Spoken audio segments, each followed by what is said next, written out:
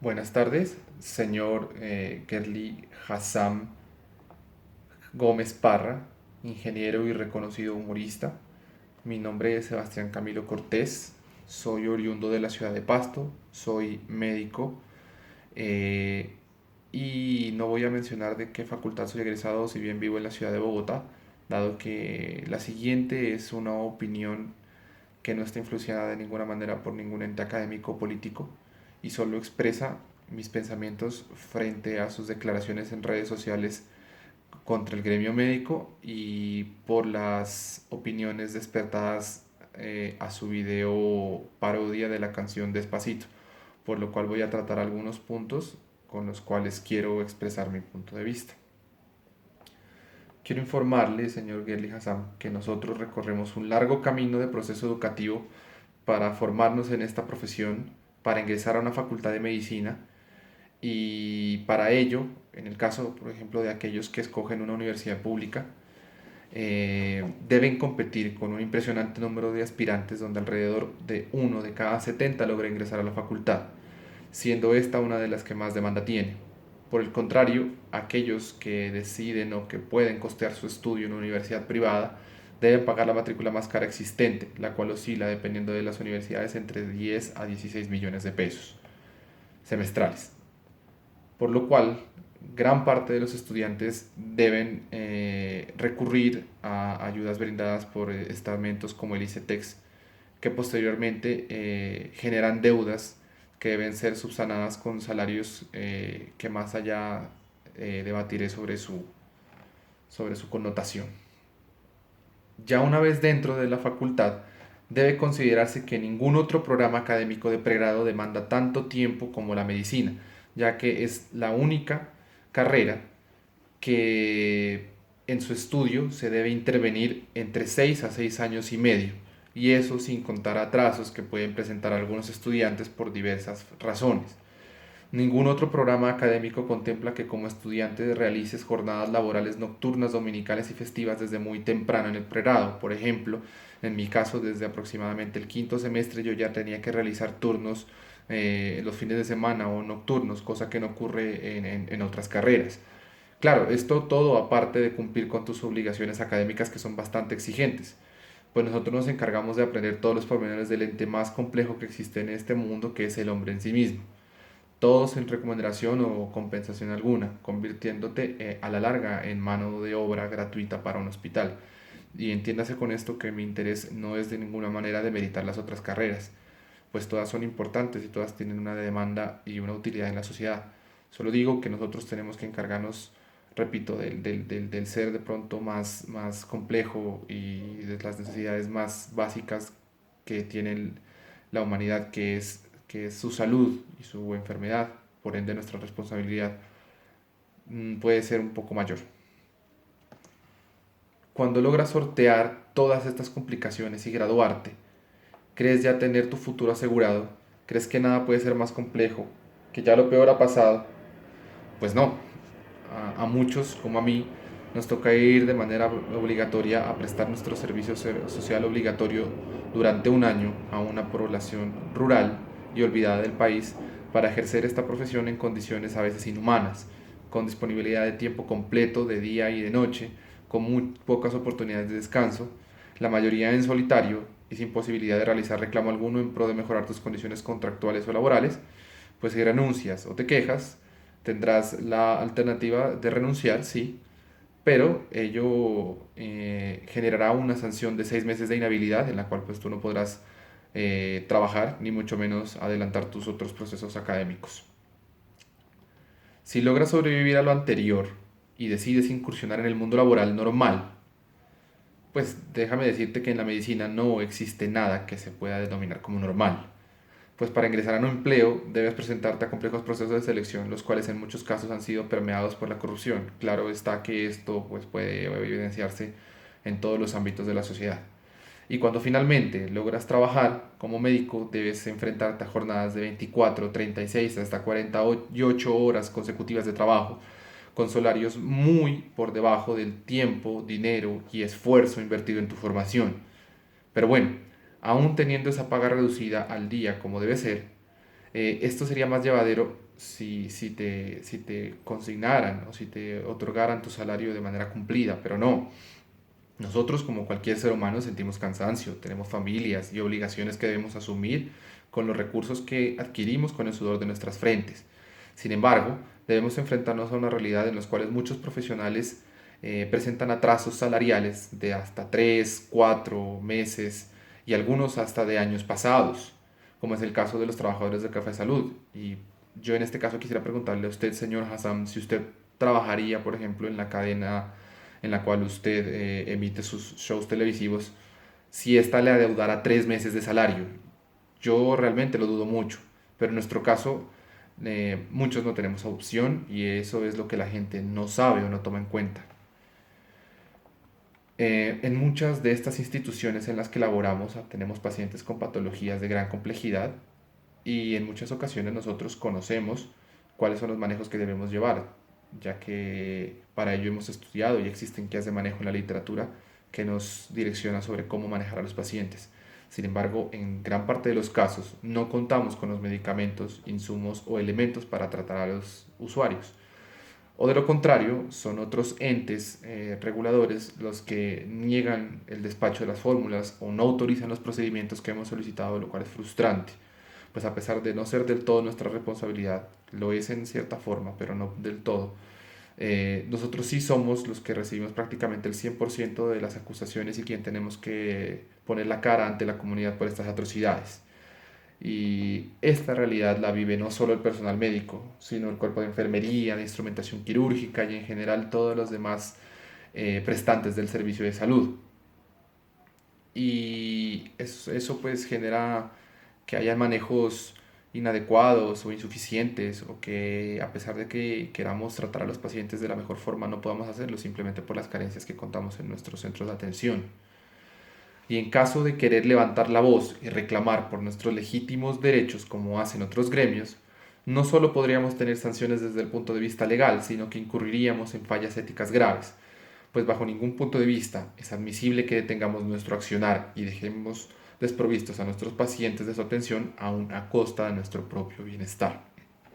Como ves, que el sistema de salud te ha convertido en un instrumento sobreexplotado y deshumanizado, decides que es momento de continuar tu formación profesional para acceder a una mejor calidad de vida, irrumpir en el campo específico de la medicina que más te agrada, que más deseas conocer y obtener mejores ingresos económicos, es decir, deseas especializarte. Aquí viene otro infierno, porque para ingresar a dicha especialización debes enfrentarte a 50, 70 y hasta 100 candidatos que compiten por escasos 2, 3, máximo 8 cupos semestrales o anuales en las diferentes instituciones que ofrecen programas de posgrado, que no son muchas en relación al número de aspirantes. Hay que pasar por un complejo examen de admisión que incluye pruebas teóricas, psicotécnicas y entrevistas en las cuales en algunos casos, no en todos, se obvia el proceso de meritocracia y se escogen a dedo los residentes. Sí, se les llama residentes a los estudiantes de posgrado de medicina. Y este nombre no es gratuito, pues la especialización de medicina aproximadamente dura entre 3 a 5 años adicionales al pregrado, es decir, te la pasas estudiando 10 a 12 años durante tu vida.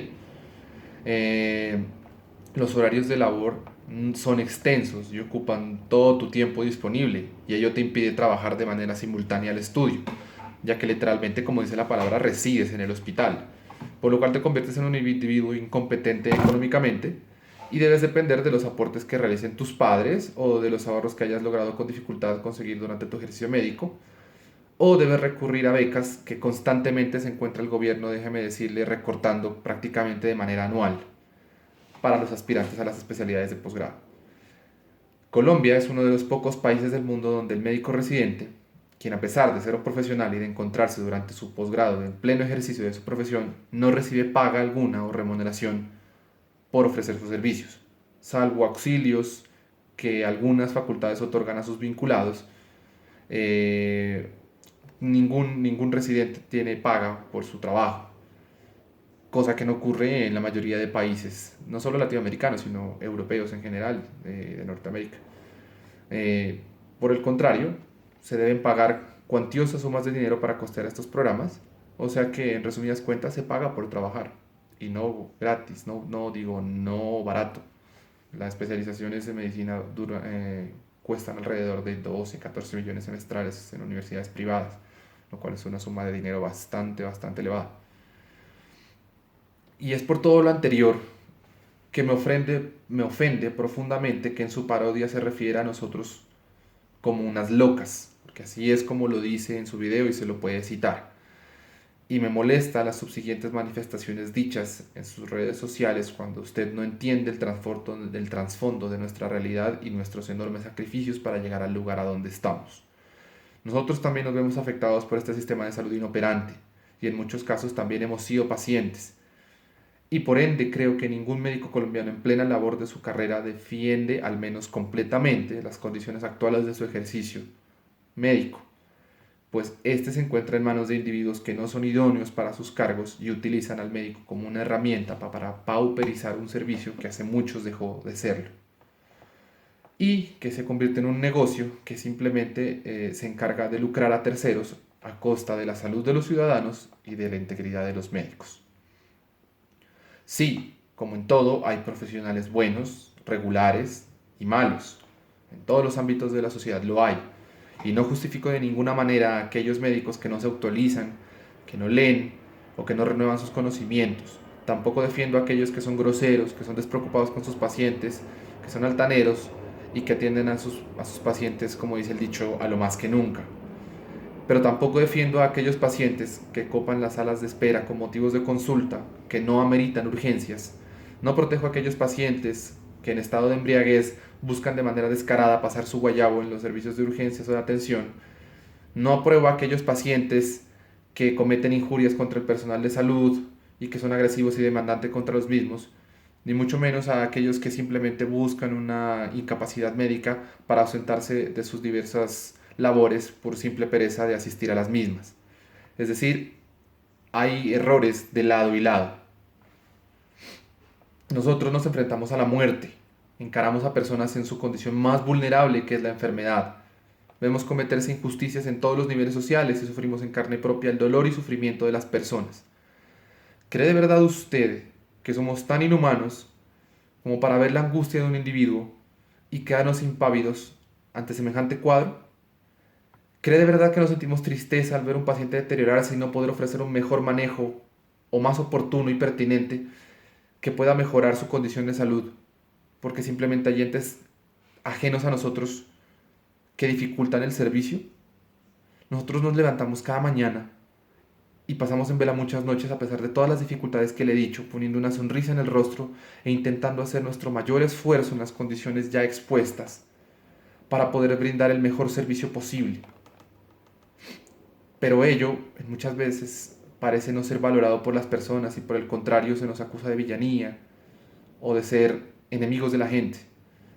Y es lamentable que una figura pública como usted utilice su poder mediático para poner a la opinión ciudadana en contra de nuestra podría decirse, hermandad o de nuestro gremio, cuando en realidad deberíamos unir fuerzas para buscar un mejor sistema de salud entre todos, que ofrezca condiciones dignas para pacientes y para médicos.